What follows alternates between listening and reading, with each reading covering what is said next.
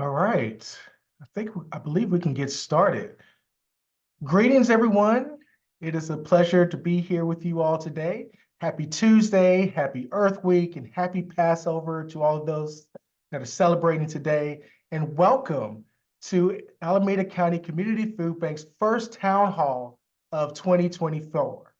Our food bank is working on several opportunities to engage with community, and historically we've done this through a number of platforms, but mainly through our annual State of the Hunger in Alameda County. So today is actually the first time that we're going to be focusing that attention on one special program, and we're really excited that we'll have the opportunity to talk about it today. Now, our goals for today is to ensure that we not only highlight this important program, but because this program actually happens mostly behind the scenes here at ACCFB, but we also want to share with you how you can be in support of this work in the future. Now, my name is Regi Young. I have the pleasure of being the executive director here at the Alameda County Community Food Bank, and I welcome to you all to today's discussion. Just a few housekeeping things before we get started. Today's meeting is being recorded, and a link will be shared directly to anybody who registered for this event. We will also be sending this out in our May e-newsletter later on next month.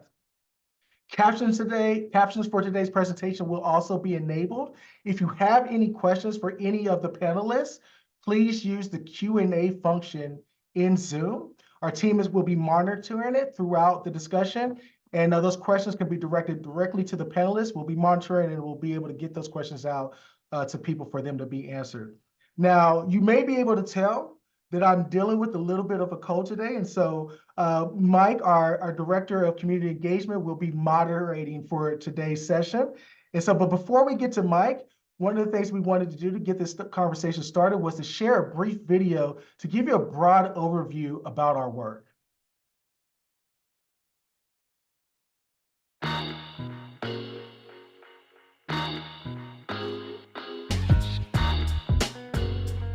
When we think about community, we think about it as all the people who have a stake in ensuring that our community is nourished. Alameda County Community Food Bank exists to eradicate hunger. And it's going to take all of us to decide that we want to solve this issue in order for it to happen. I think people would be surprised to know how complex it is to be at a food bank. We are an important responder when it comes to any type of incident, disaster. What that is providing as much food as possible where it's needed. We went from 38 million pounds of food pre-COVID to 58 million pounds of food after COVID. Most of the folks that we serve are working class folks. They're your people who have jobs, who have houses, who are paying rent. If we're not here, it's going to be felt throughout Alameda County for sure. We work with a network of over 400 community partners who have a vested interest in seeing nobody in this community going hungry, and we believe that's something that's possible. Open Heart Kitchen is a proud member of the Alameda County Community Food Bank. We have 4 primary programs: our hot meal program, our senior meal program, our street outreach program, and our pop-up pantry program. I think a lot of times hunger is often hidden. It's here and it exists. Food has a way of bringing people together and has a way of creating community. We're in this fight together. They are a partner that is equally committed, and it takes the work they're doing and the work we're doing and bringing that together to really stand a chance of pushing back against food insecurity. I love what I do here at the Mercy House. We partner with the food bank. They deliver fresh, quality produce once a week, and it's simply amazing. I think with inflation and everything going up, people are choosing between basic needs, between getting gas, paying their rent, and having food. I love what I do here. I love meeting the people. I love the volunteers. I feel like I'm making the world a better place.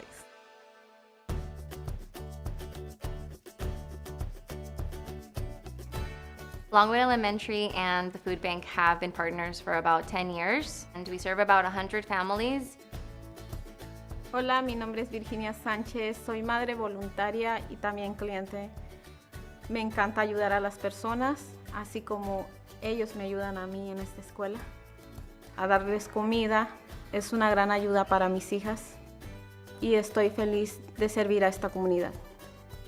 It's important to be involved with the food bank because it builds community, it builds strengths within ourselves, and as a community we have to take care of each other and to provide for each other. Donors are essential members of our community and should know that 1 in 4 people in Alameda County is experiencing some form of food insecurity. The one thing our food bank needs most is financial contributions. Every dollar you give helps provide 2 healthy meals. Volunteers are critical for our food bank. They help ensure we can get healthy food out to the community that needs it. So what we love to do at Truffle Shuffle is we donate a meal for every kit that we ship, and then throughout the year we'll come down once a month and actually be able to volunteer and bring the whole team, and they absolutely love it. Every business owner in the community should bring their team here, get with the Alameda County Community Food Bank, and help do work for good. An organization like the food bank, when they give back, they're doing more than just providing nutrition and sustenance, they're providing hope. Food is a basic human right, and it's our responsibility, all of us, to ensure that that right is exercised. We need to prioritize advocacy and policy changes because it's going to have a long-term effect for ending food insecurity. Advocacy is simply speaking up for your values, speaking up for the change that you'd like to see in our community, and speaking up for government policies that are necessary to make that change happen. It really takes prioritizing this as an issue so that we can collectively work on it and say, hey, this is something that should not exist, because when we do that, it will go away.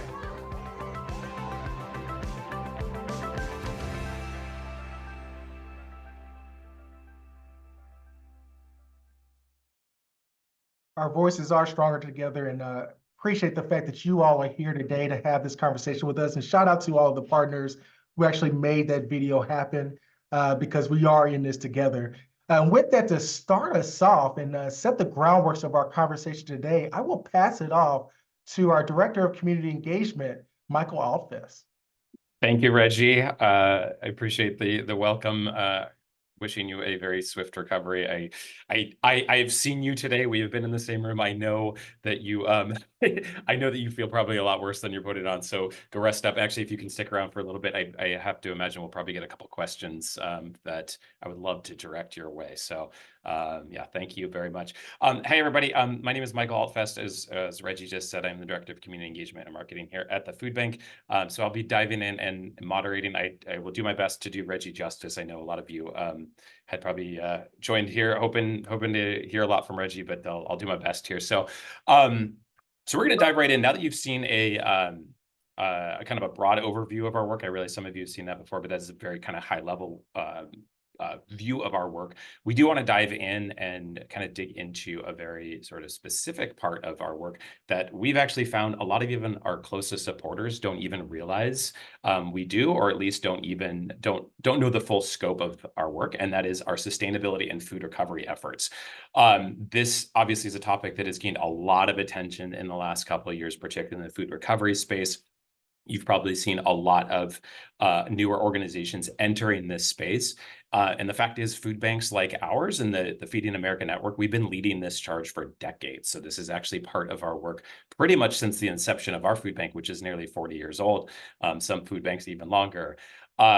We are also, as an organization, this year undertaking the development of our next strategic plan. So as an organization, as a nonprofit organization, we develop strategic plans usually in like the 5-year range. So we know that this will be a big part of what we do in the coming years. So we thought this would be a great time to share about that.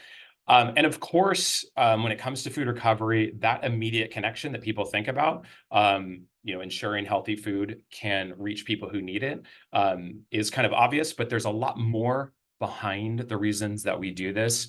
So we're really excited to be sharing this with you, and we're excited that so many of you joined us today. So before we get started, before I introduce our esteemed panelists today, we had a little bit of fun. We wanted to just bring up a poll And it's a quiz of sorts, and we just want to kind of get your all's take and see how much you think, how many pounds of donated items do you think that our food bank recovered from local grocery retailers to provide to our community in the last year, rather than it going to landfill. So you've got the options here: 1 million pounds, 2.73 million pounds, 6.41 million pounds, 10 million pounds, or a gazillion pounds. So let's see. We'll give a minute here to enter your votes here, and we'll see what people think. Oh, this is fun to watch in real time. I'm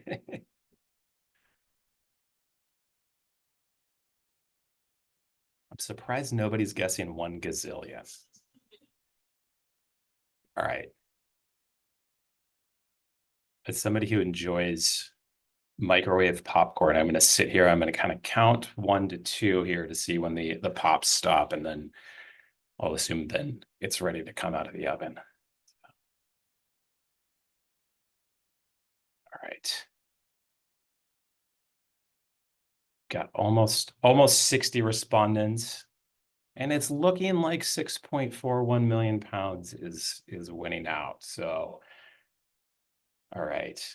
We're not going to give you the answer just yet, but that's going to come soon. So thank you for everybody for filling that out. So it looks like 6.41 came in first, 10 million second, and then 2.73 million pounds. So, but we will here get to the answer here. And that answer is going to come from one of our guests here. So I do want to take a moment to introduce 2 people here. First, I'd like to introduce my colleague here at Alameda County Community Food Bank, Xochi Hernandez, our Sustainability Programs Manager. Xochi has been with the food bank for just under 3 years, leading our team that coordinates our food recovery program, which we'll get to in a moment. Xochi has experience working at different points along the supply chain, and I can attest to this. She's very passionate about working collaboratively to build a better food system that serves the needs of our community. Also with us is Tim Cumagun, who is with the Bear Pantry. He's a Bear Pantry manager and community garden advisor at University Village in Albany. Tim has been working at U Village since 2022 and is passionate about food culture and the intersection of the two, as you're going to hear more about in a bit. And just a little bit of coincidence that we found out as we were planning this: Xochi, when she was born, actually lived at University Village. Her parents were both students at UC Berkeley at the time. So that was a pure coincidence that happened as we were developing it, and thought it was fun to share. Also, we do want to take a moment here and acknowledge some partners who have joined us today. We've got representatives today from the Office of Congressman Eric Swalwell has joined us, the Office of Assemblymember Rebecca Bauer-Cahan, a number of representatives from the County of Alameda. We've seen the City of Fremont has joined us, as well as partners at Stop Waste. We have partners from Feeding America and the California Association of Food Banks joining us today. A number of our food rescue partners, including Raley's, Albertsons Companies, Target, Grocery Outlet, and Smart & Final have joined us. And we also have a number of important partners, our agency partners, like you saw in the video, corporate partners, a number of other partners. If we missed anybody, I deeply apologize. But we had a big RSVP list. So thank you, all of you, for joining, and everybody else who's here. Again, my name is Michael Alfbest, and I'm the Director of Community Engagement at the Food Bank. I've been here for almost 13 years and really excited to share all of this. So let's get us started. Xochi, I'm going to direct the first question to you. Just for the sake of our audience here, everybody here, broadly speaking, what is food recovery and how does it pertain to our work? Yeah, thanks, Mike. And good afternoon, everybody. As Michael mentioned, my name is Xochi. I'm the Sustainability Program Manager here at the Food Bank. I've been here around 3 years and just really appreciate y'all taking the time out of your Tuesday afternoon to join us and learn a bit about our programming. So Mike, to answer your question, food recovery in short is preventing surplus, unsold food from being sent to the landfill. And ACCFB is actually involved in food recovery at all sorts of different scales, both what we call large and small. So we operate what we call our large donation program, in which we recover food from our larger donors, like manufacturers, distributors, some distribution centers across the county. Those items are usually brought back to our warehouse, which was featured in the video, and then combined with different food that we acquire from different sources. It's compiled at our warehouse and then distributed across our network of over 400 community-based agency partners. And so that's what we consider to be our large donation program. We also operate at a smaller scale. And when I say smaller, I'm referring mostly to the quantity of donations, right? So through our large donation program, we'll get pallets and pallets of food that usually require these big hauler trucks to move from point A to point B. When we talk about a smaller scale in our food recovery program, we're referring to maybe a van full of banana boxes or a shopping cart full of food. We get a pallet or two here and there, depending on the donor, but the quantity of every given donation is often less than pallets and pallets at the time. And so this smaller scale is what we call our food recovery program. And our food recovery program essentially connects our community agency partners who usually also receive food from our warehouse. And we make those connections with our donor retail partners, which are usually grocery stores. And they'll actually go directly to the store, pick up the food, bring it back to their location. They'll sort it, they'll weigh it, they'll report how much they get back to the food bank. They'll combine it with the food that they received from ACCFB's warehouse and then distribute that out to the community. So that's what we call an agency-enabled program, because none of the food that is received through our food recovery program is actually brought out back to our warehouse. It's fully kind of administered out and about in the community and really driven by our agencies. So to take a step back and give a bit of history about the program, we officially started the food recovery program back in 2012. With the goal being to connect agencies with donors to recover excess food. Since then, our program has really blossomed. We're currently a team of 4 pictured here that kind of manage the logistics and administration, site visits and training for our various partners involved to make sure that things are going to plan, that food is being handled safely, and that everybody is kind of getting the service and the support that they need to carry out our program. And the way that it works is we try to have set schedules.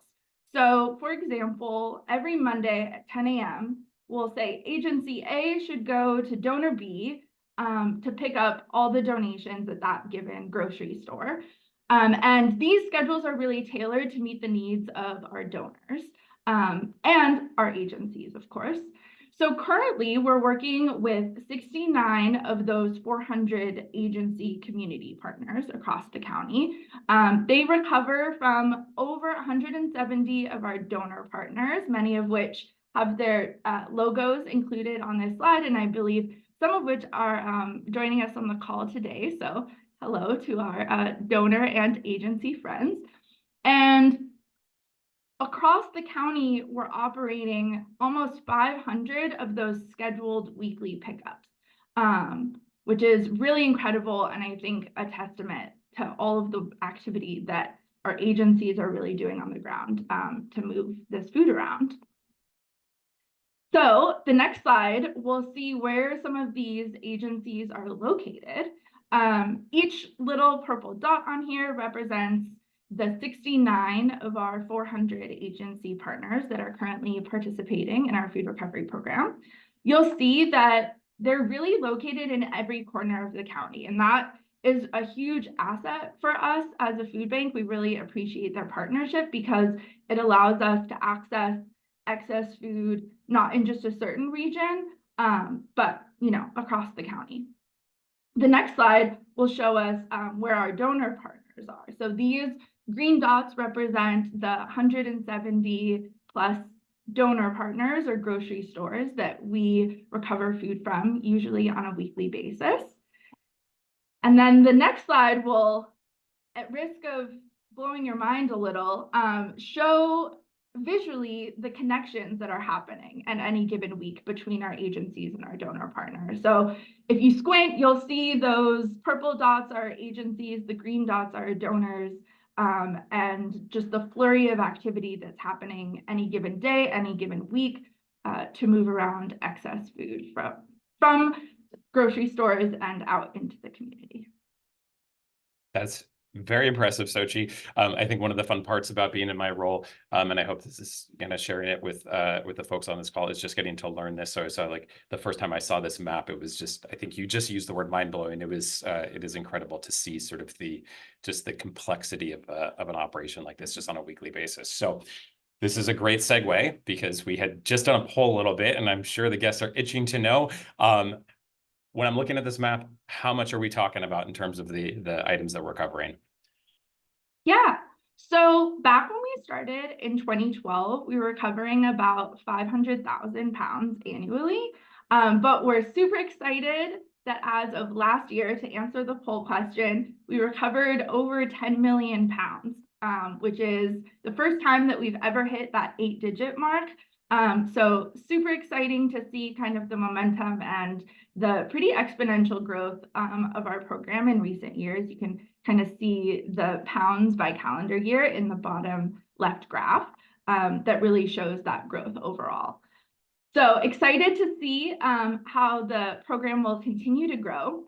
And I wanted to give folks an idea of what these 10 million pounds plus are really speaking to or including. So we have a pie chart that's a breakdown of the categories that are of donations that our agencies are receiving. Across the board, we're receiving majority produce donations, followed by bakery, pastry, dairy, some meat, some dry goods. And then we also recover last year almost 1 million pounds of non-food items. And when I say non-food, I'm talking about things like pet food, things like beverages, things like household supplies that are really valuable as a supplement to our agency's distribution, and really valued items when we're, providing those to neighbors in need. Every dollar that isn't spent on laundry detergent and paper towels is extra resources to be directed elsewhere, especially, as we're in a very high cost of living area. Every dollar, every cent counts. And so we really see this non-food category is also a pretty valuable part of our food recovery program. In terms of the overall food bank's distribution, the 58+ million pounds that Eric referred to in the video, the food recovery program accounts for about 17% of that. At least that was the figure for last fiscal year. And we are in a wonderful partnership with our counties, Joint Powers Authority, Stop Waste. They've been collecting pounds recovered across the county overall, and shared with us that both our food recovery program and our large donation program account for 78% of all of the food recovered in 2022. So I think it's a real testament to all the hard work, like I said, that are done by our agencies day in and day out to move each of these pounds into the community. And it's also no small feat, I should mention, to have to weigh and report this information to us so that we can display these beautiful graphs and report back to our county partners, our donor partners, et cetera, as to how much we're recovering. Great. Thank you so much, Xochi. So you were just referring to our agency partners, and we are very fortunate to have one of those agency partners with us today. So I'll bring Tim here. Tim, thanks again for being here and for being such an amazing partner in this work. There's a lot of people on the call who probably are even just kind of learning about our overall model here as a large food bank and working with agencies. So first, we'd love to hear just a little bit about Bear Pantry. What are you guys all about? Thank you, Michael. It's a pleasure to be here. I love the work I do, so I'm glad to be able to share kind of what I do here at the Bear Pantry. So the Bear Pantry is located in University Village, Albany. We're grad and family living for UC Berkeley. We have about 3,000 residents and 900 or so units, and we serve about a third of this population, as you can see here in this graph. I'll just give a couple key data points here. So we started in 2009. We were started by a student parent living here at the village, and they were just picking up cans of food from the food bank in their little Ford Ranger. And since then, we've grown tremendously. And now, on average, we recover about 30,000 pounds of food each month. And, in addition to food, we also like to provide other hygiene items and baby items to support a lot of the families that are living here, since we are a family-oriented community. So we like to think of ourselves as more than just a pantry, and also taking care of the other basic needs of the residents here at UVA. And as I mentioned, we serve about 30% of the families here, so that equates to about 300 families and about 1,000 residents in total. Wow, that's huge. So thank you, Tim. And also, I do want to note, actually, for both Tim and Xochi, you both brought this up. We did get a couple of questions from people interested in terms of that, like the non-food items. So thank you for both addressing that. That's obviously a very important topic to some folks here as well. So you just mentioned, Tim, 30,000 pounds. I'm having a hard time even wrapping my head around what that might look like.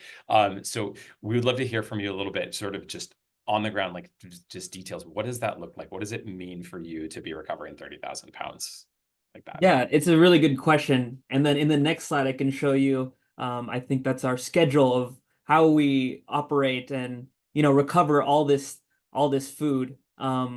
So a lot of this happens behind the scenes. Most of our participants are able to just see the food distribution, but in the next slide, I can show you our schedule and kind of show you I'll take you into a day and what we do at the Bear Pantry. So we are having a momentary issue with the slides here. Let me see. Hold on real quick.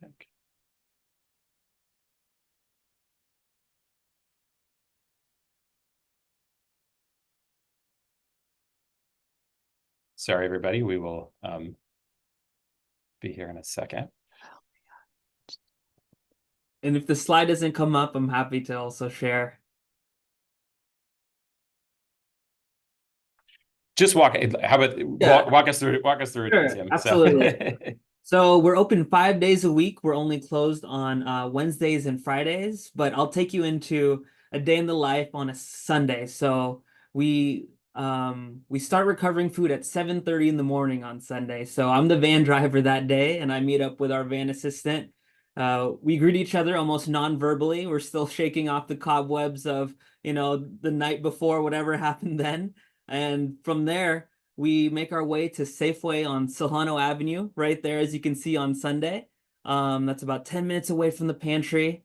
And we go inside, we go into their meat department, we go to the produce section, and we take the boxes of recovered food, we take it back to our van, load it all up, and then once we get it all in the van, we go over to Trader Joe's on University and go to their loading dock, and we receive all the donations from Trader Joe's there. And meanwhile, we have our volunteers, a huge team of volunteers and staff that are setting up the pantry while we're doing our first round of pickups. And by the time we're done at Trader Joe's, our van is completely full most times. So we'll take that Ford Transit van back to the pantry at University Village and unload everything where our volunteers are waiting for us.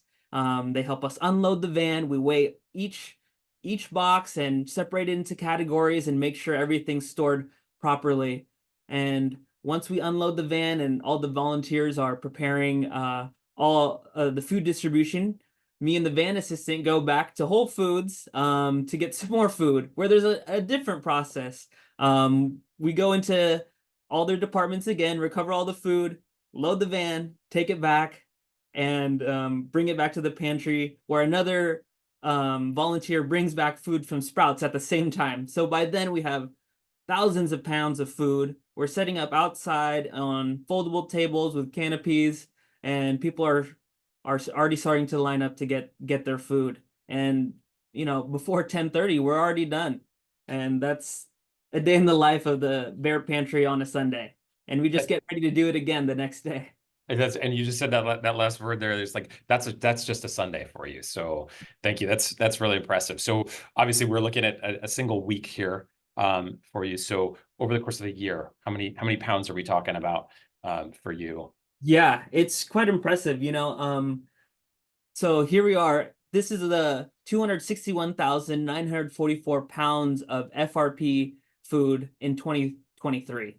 So, and we're just one agency, and we looked at the numbers in 2022. We had about 127,000 pounds of food. So we've more than doubled the amount of food we recovered. And I think that's attributed to one, our growth. You know, we're growing as a group. We're increasing the amount of pickups that we're doing, and two, the new food legislation with SB 1383, and we're seeing an uptick in food donations from each store. So that has led to over doubling the amount of food that we're recovering for all the families here at University Village. So yeah, and then the next slide, I could kind of give you a sense of what we receive. You know, Xochi shared a little bit about what we received, and it pretty much, it does align closely with that, but you know, it depends on who our donors are. But we get about 42% produce, about 20% bread, and you know, bread isn't very heavy, but in terms of volume, it takes up a lot of space. So 20% of 30,000 pounds of food, that's a lot of bread. And we have another 20% of prepackaged items. So prepared meals, salad kits, fruits, things like that. And then the rest is comprised of meat, dairy, and eggs, and a little bit of non-food, which is very helpful to all of our families here. So Tim, I'm, just hearing you kind of talk about all the different items, it gives me kind of goosebumps because it's a lot of credible things that you'll be able to provide for these families. I'm curious to know what is the impact that it's been having on some of the families that have been receiving all of that diversity of product that you're able to provide them. Yeah, you know, it's the diversity of things that we recover is really incredible. I will say, I'll share one story. I also work at our community garden, and I was working with a coworker from Jordan who was observing Ramadan this year, and we were in the process of making a greenhouse, and it was late afternoon, and I knew that if I needed a break, he definitely needed a break. So we stopped what we were doing, just sat down for a moment, and I wanted to show my appreciation for what he was doing for our community. So we went to the pantry before it closed, and we had some halal chicken that I wanted to give him. And when I presented him with the halal chicken, we had a moment of just gratitude where we shared, our thankfulness for, our ability to have this and share the food. And it was so meaningful to him and meaningful to me. And without the food bank, that moment would have been possible. So thank you so much to the food bank for providing that and this opportunity to serve this community at the village.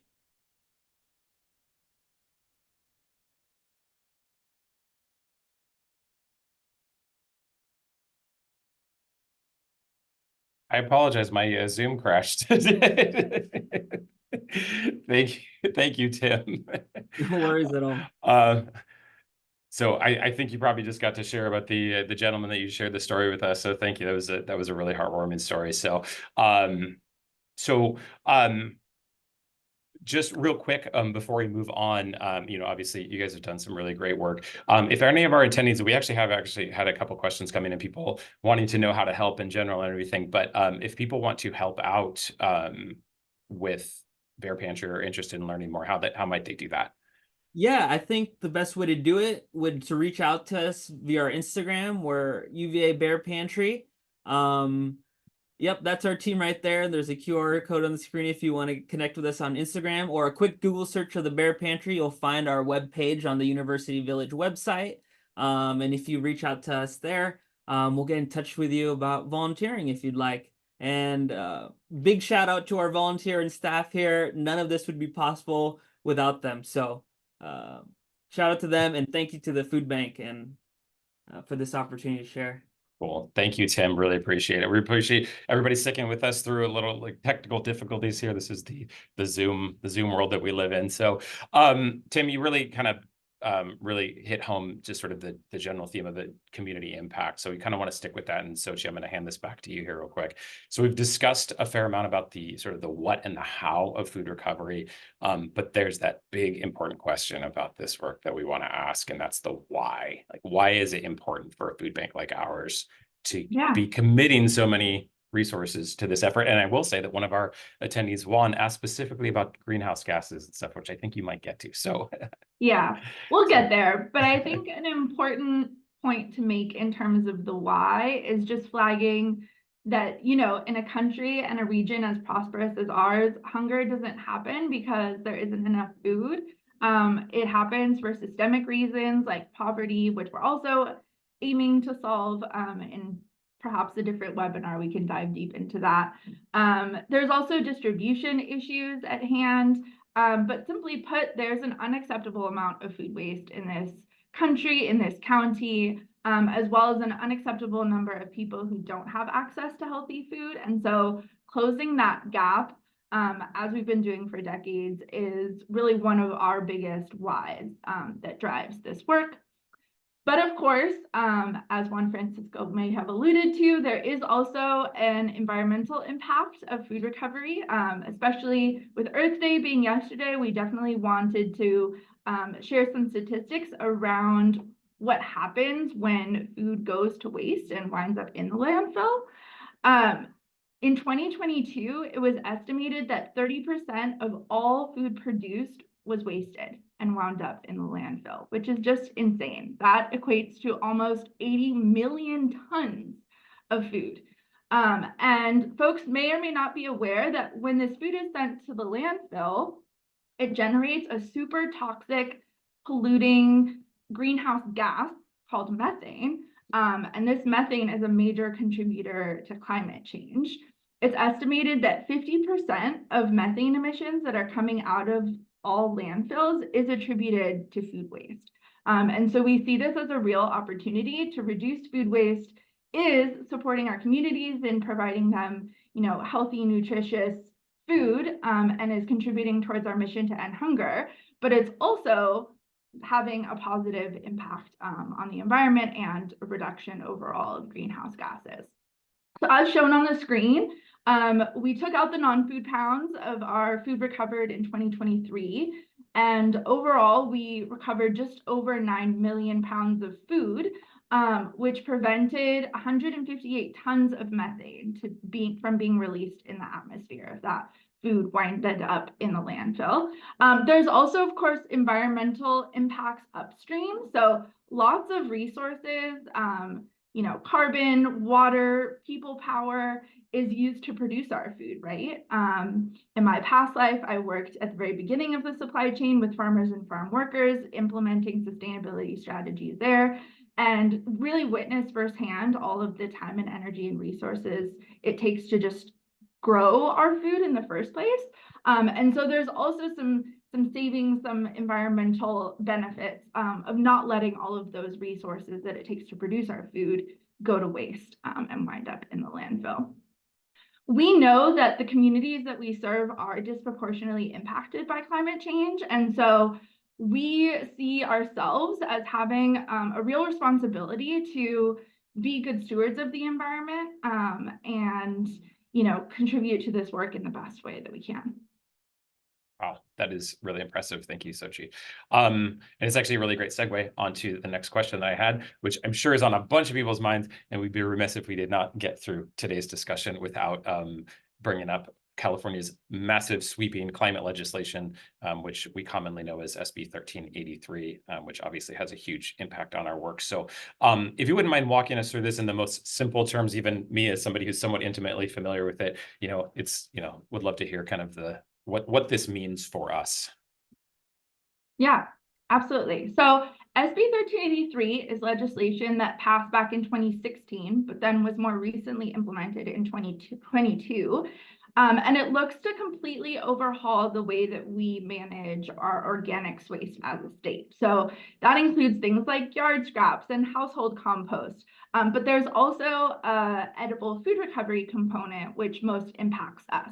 So for the first time ever, many businesses, including our donor partners that I highlighted on the map and with the logos, are now required by law to donate any excess edible food to food recovery organizations. Prior to this law going into effect, food recovery was very much still happening, but this law really kind of formalized and codified the food recovery activity that was happening across the county. You can see on the screen here are the goals of SB 1383 in terms of the impact that we're hoping that it has. So there's a goal of a 75% decrease in disposal of organics waste by 2025, which is coming up here shortly.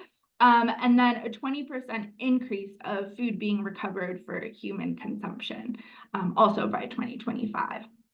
So this has impacted us in a variety of different ways. As Tim alluded to, it has yielded more donations from some of our existing partners. It's also brought new partners to the table, and we've been really heartened to see, some of the donors that we haven't previously had the opportunity to work with really step up to the plate and provide some much needed and appreciated resources to the community. And then, of course, with much implementation of laws, there's also record keeping and reporting requirements to our Joint Powers Authority in the county, which is really helpful to also get a sense of what food recovery looks like across our county as well as across our state, and really start to develop some tangible targets and metrics as to what we can achieve in the food recovery space.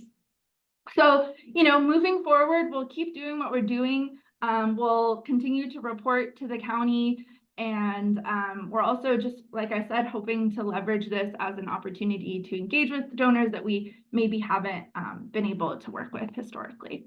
Yeah. Cool. Thank you, Xochi. So gonna kind of push this theme a little bit on here, and you being the sustainability program manager, not food recovery program manager, is indicate you've got a little bit more in your purview than just food recovery. We got a question from Sandra in terms of like when during the RSVP questions, who has joined us and was asking generally kind of what else are we doing in this arena as an organization? Yeah.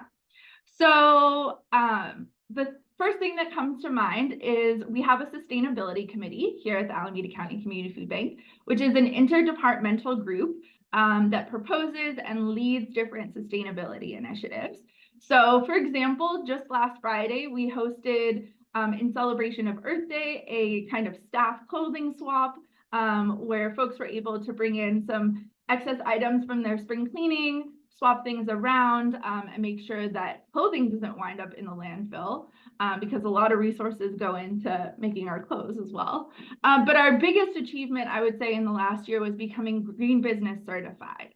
So that was super exciting and kind of prompted us to take on additional initiatives, but also kind of like formalized and gave us credit for some things that we've been doing for years and years. So some of the things that fit into that are the solar panels that are currently installed on the top of our building over by the Oakland Airport. We also compost all of our excess unedible food to a hog farm down in the Salinas area to ensure that organics waste isn't winding up in the landfill. We have a fleet of hybrid trucks. We've overseen different waste reduction initiatives. And finally, something that we haven't really shared publicly yet, but is big news coming out of Washington, D.C., is there was a federal budget that passed, which includes a community project earmarked specifically for our food bank, which funds $400,000 towards electrifying our fleet of delivery trucks.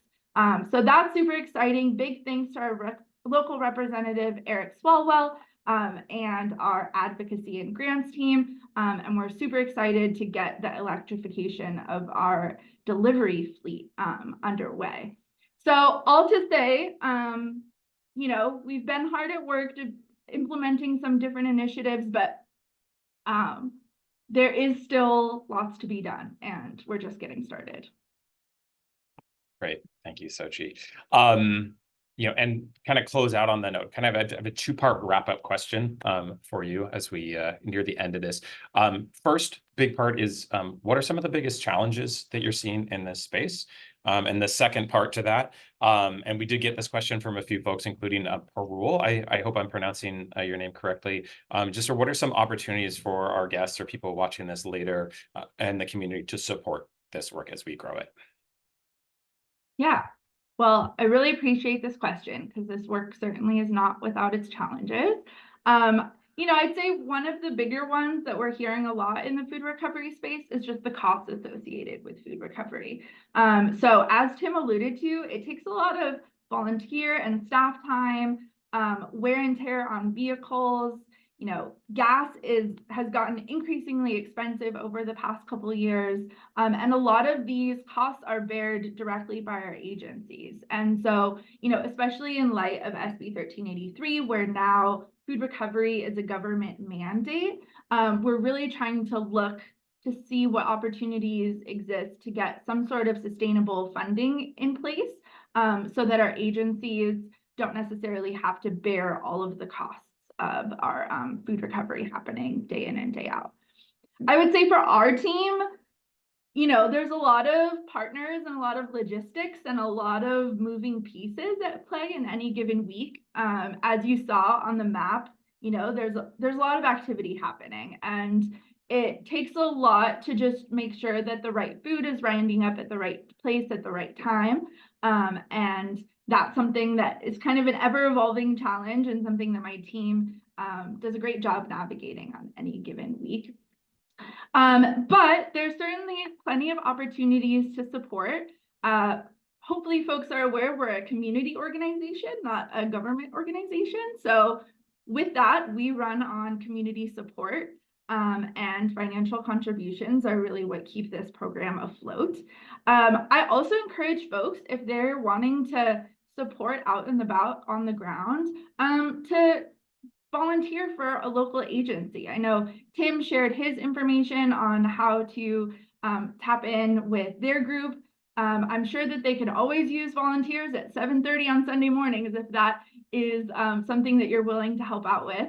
And if you're not in the, you know, Albany, Northern Berkeley area and you're looking for an opportunity closer to where you're located, I encourage you to check out our website. There's a list of volunteer opportunities, both at our food bank's warehouse, which I encourage you to do, or with our agencies who are doing this on the ground food recovery work.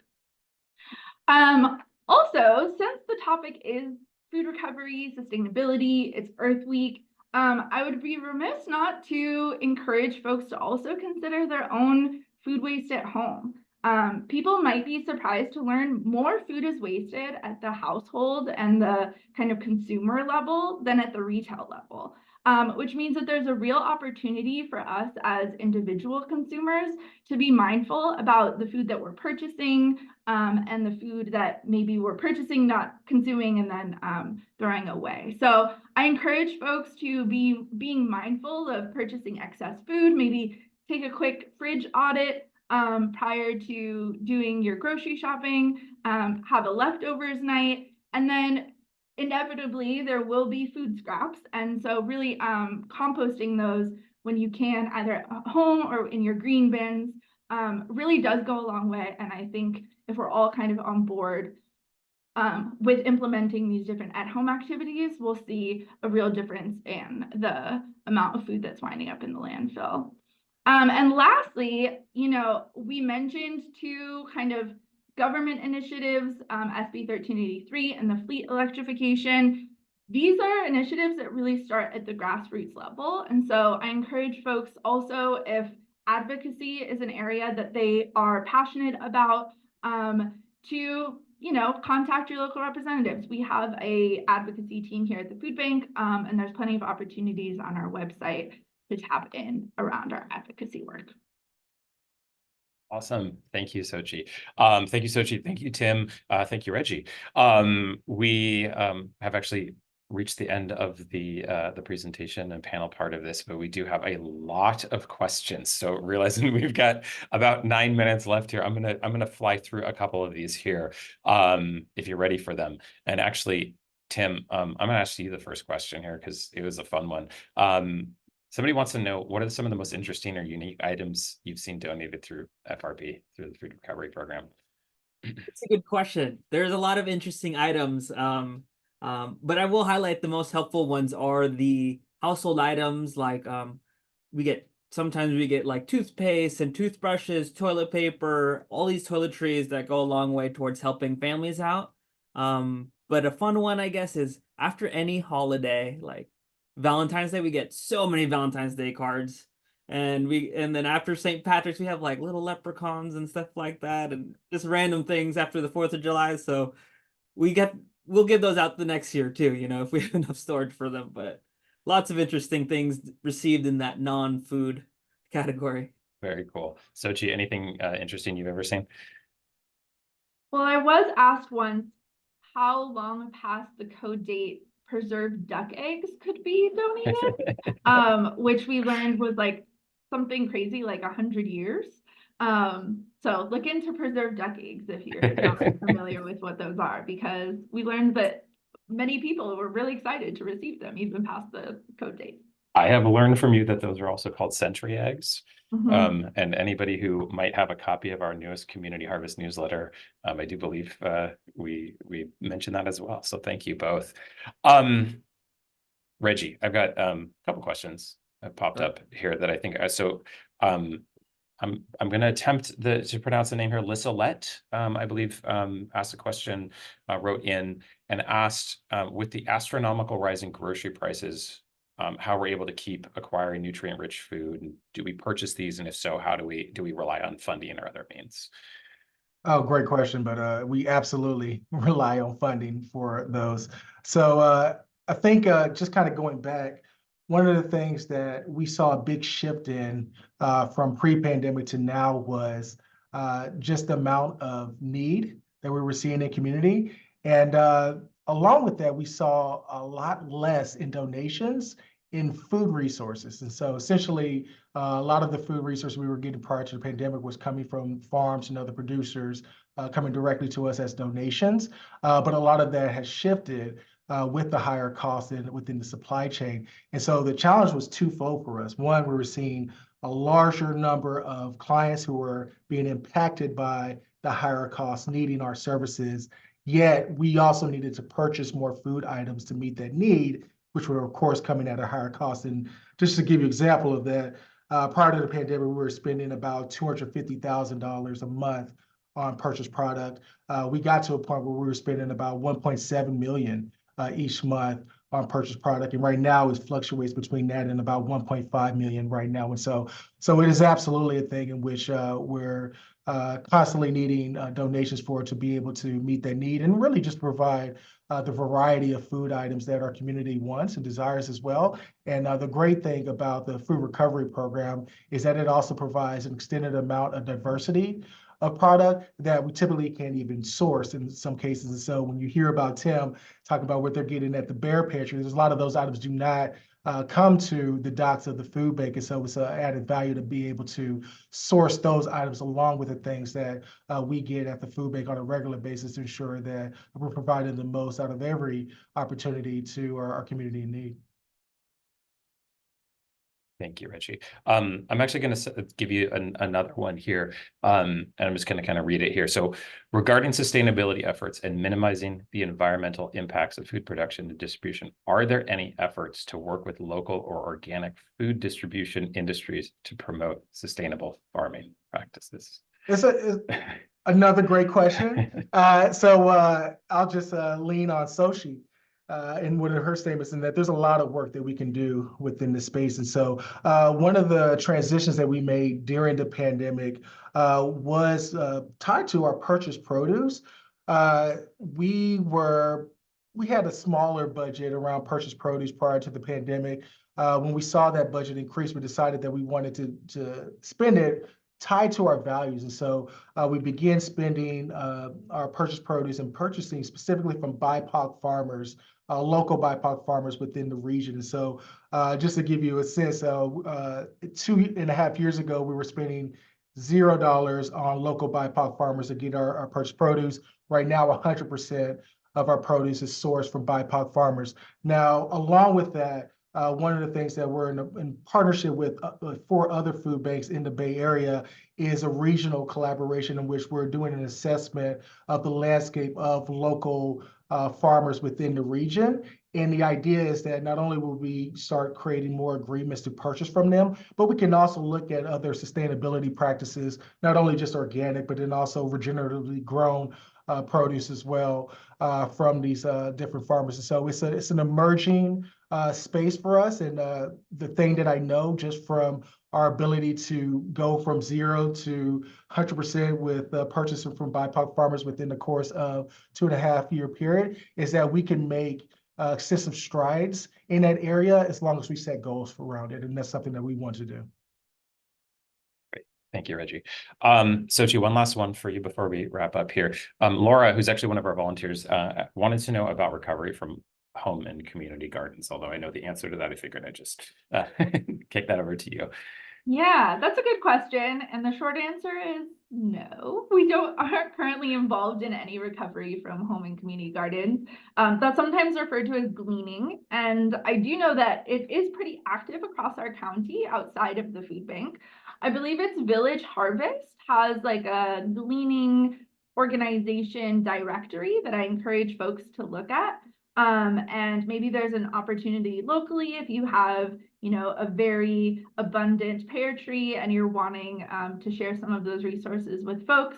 Tap in with one of your local gleaners. We do actually have one agency of ours that participates in the food recovery program, but also has a partnership with their citywide gleaning organization. And so they receive donations directly from the gleaners in Alameda City. So while that isn't something that, the food bank is involved in necessarily, certainly our agency partners and some of our other partners across the county are making sure that that work gets done because it's also super important. Thank you, Xochi. And then as we were kind of going through this, there was another question. Karen, you asked if we do presentations like this to schools in our county. The answer is yes, we do. I don't know, Xochi, I didn't need to necessarily answer for you there, but in fact, I believe Xochi has recently given some presentations at some local high schools and everything. So if anybody here is interested in us coming to present about this or other topics at schools or businesses or something like that, please, you can obviously email our info@accfb.org. And if we are available and have the resources for those days that you're requesting, we would always love the opportunity to come and speak with you. So I believe those are our questions. If there is any that we missed, I apologize. The questions disappeared when my Zoom crashed or anything. So you may email us and we will always be happy to answer questions. And as we're wrapping up, I just want to kind of share a handful of different upcoming engagements that we do have in addition to all those areas that Xochi mentioned in terms of donating and volunteering, advocating those ways to support. There's a bunch of stuff that we've got coming up that we're super excited about. Starting with this Friday, if you've ever attended Oakland Museum Friday nights with Off the Grid, we are going to be out there tabling. We were invited by this week's entertainment there. MacArthur Mays, they are regular volunteers, but this week is specifically related to Earth Week. So they invited us to be there. So there will be some volunteers out there tabling. So come check that out. And then speaking of Friday nights with Oakland Museum, on Friday, May 31st, we're actually doing a very large takeover of sorts. We are partnering with them. It is our first annual Night on the Town event. It has been a couple of years since pre-COVID that we've had a spring event. So this is a free event to come and engage with us and have a really fun time. So this is our first time doing it. Please mark your calendars for that. And there will be a more formal invite going out in inboxes here in a couple of weeks about that. So we hope to see you there. Also want to share about a super fun thing that's been happening. Headlands Brewing, they are part of a campaign. It's a local brewery based up in Lafayette. They're part of a national campaign called Earth to Beer. There's a number of breweries right now who are doing, they've got their own special beer that they're selling, and they're supporting different sustainable initiatives, sustainability organizations across the country. We're very honored to be partnering with them. They chose us. They had learned about all of the sustainability efforts. So if you buy a 4-pack of their Kolsch beer, $1 of that will be donated to our food bank to help support these efforts. And then lastly, this information is still to come here, but July 13th, there's going to be the band Cake is hosting their Unlimited Sunshine Music Fest, something they used to do many years ago. And that is run entirely on sustainable energy, and they're going to be doing a food drive for us. So these are just some upcoming events that are happening. And of course, please come volunteer, come take a tour. Love to see you, and we super appreciate everybody for joining us today and your support. And have a wonderful rest of your Tuesday, right? Yes. So thank you all.